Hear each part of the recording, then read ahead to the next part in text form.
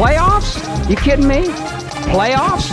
I just hope we can win a game. Come after me. I'm a man. I'm 40. Now, if you want to crown them, then crown their ass. But they are who we thought they were, and we let them off the hook. Back at it again. What's up, Hawk? What's up, y'all? Y'all know what it is. Y'all heard what I said. Sports podcast. You guys tell. Darrin, a.k.a. whatnot. Diesel D. Let's start off with the NFC West. Most of these teams are playing good football at the moment. And then you got the Cardinals 49ers playing each other, and you got the Rams looking good, Seahawks looking decent. But my question is, which NFC West team are you most high on at the moment? That's a good question. What we got? NFC West. Los Angeles, Seattle, Arizona. I forgot the other. And the Seahawks. Sad Seattle. And the 49ers. Oh, the 49ers. I'm gonna make mine quick. None of them really stand out. Every year in the NFC we got one of those divisions where somebody gonna scrape in with the 9-8 record. It could be this division. Already we got major injuries that happen. Still waiting for Darnold to get in line with his receivers. Arizona, I mean, Marvin Harrison, we in year 2, he's still over there, motherfucker, still getting one catch. I mean, messing up my damn fantasy. The Rams got all new receivers with Davante and they might be the most consistent to make some noise, but they're not really selling me these first 2 weeks, so we'll see. Yeah, nobody stands out from their division. I don't know if nobody stands out. I would say I'm most high on the Rams just because of the fact that Matthew Stafford is healthy. Because they used to talking about he had a back injury during the whole offseason, but he looked fine. You added Davante Adams. If you like Davante Adams from Green Bay, he been playing decent so far. And Cooper Kupp always gonna get all these targets. Playing better than the Jets and right? Oh, definitely. And they always gonna have defense. Well, I still got the 49ers always like this every year anyway. And even with Brock Purdy, you got your boy Mac Jones up there winning a game last week. Yo, that's crazy. I was thinking about when Mac Jones was on the Patriots, and I'm like, what the hell team Mac Jones on? And when that game started, like Mac Jones the quarterback. And then the Cardinals, they the same to me every year. And the Seahawks, you gotta see how they look with a new coach with Sam Darnold, and then Smith and Jigba look decent, but then you gotta see how Cooper Kupp. Yeah, they beat Steelers. I agree with you. Top the Rams. They look like the best of me right now, but let's see what Arizona could do too. That defense looked pretty good the first 2 games, and they got my Matt Calais Campbell back. At 38, 39 years old, back where he started. Like I said, Arizona got the potential to make some noise. The Rams is the most consistent. That's why they stand out. I can't trust Seattle. They don't know who want to be starting running back. We don't know what's up with the receivers. Sam Darnold over there, and then not to mention what's the other team? 49ers. This year reminds me of the year when Christian McCaffrey was on the Panthers doing everything and there was nobody over there but him. This what this year remind me of. Now that Brock Purdy hurt, you don't know for how many weeks. You ain't there. Ain't coming back. It's like they got Pearsall and Jennings, so it's like it's looking rough over there. So. Jennings had a touchdown. Had a long touchdown. Yeah, but we'll see as the season goes. Yeah, this is so hard from an organizational standpoint. And how do you plan moving forward where your franchise quarterback 3 different times now has missed significant amount of time?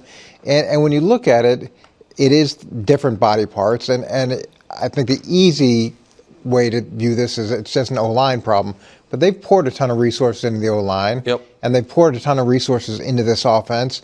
And they've done everything they can to help him be as successful as he can. And that makes a lot of sense.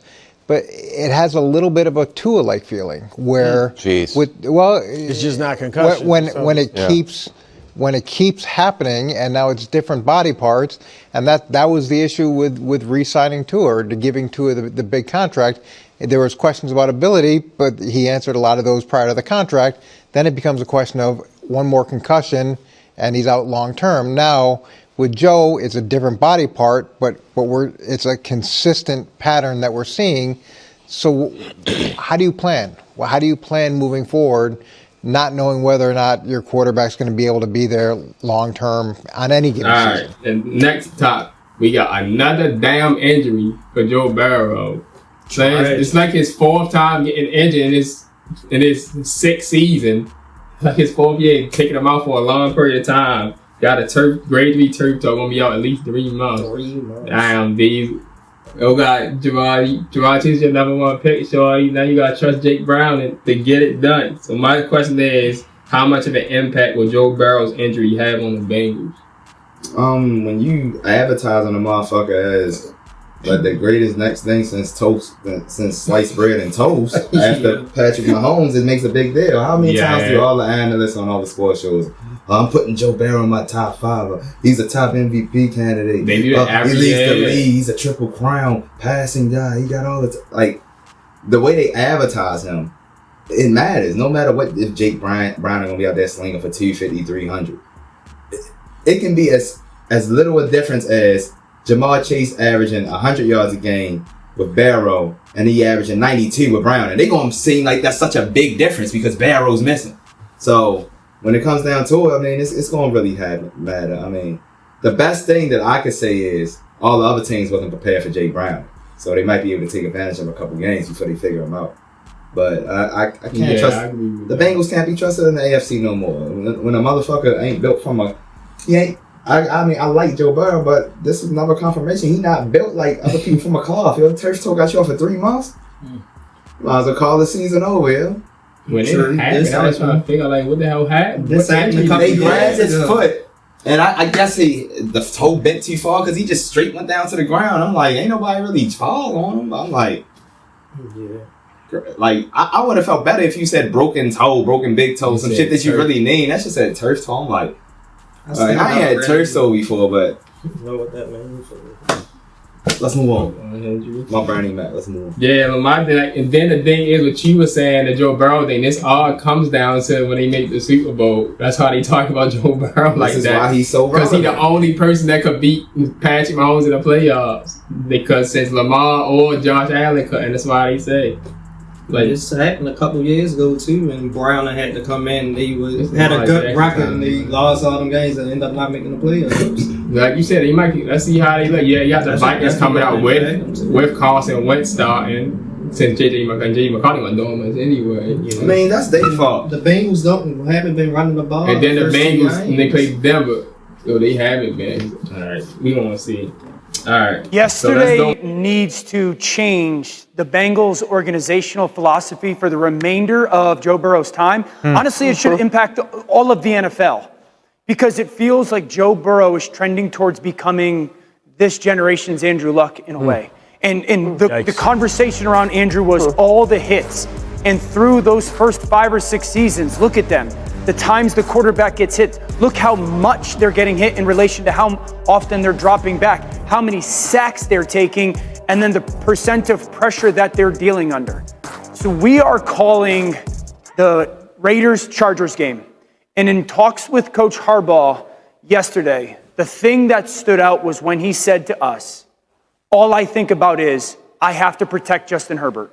That's all I think about. Because if I protect Justin Herbert, we can go to the Super Bowl and win it. And the Bengals have to look at that and go, we haven't committed to doing that organizationally. We haven't. You just heard Fields say it. If I'm a team in the NFL, I'm paying attention to it and going, I am learning from that because I don't want my young player, my quarterback, to have that similar experience.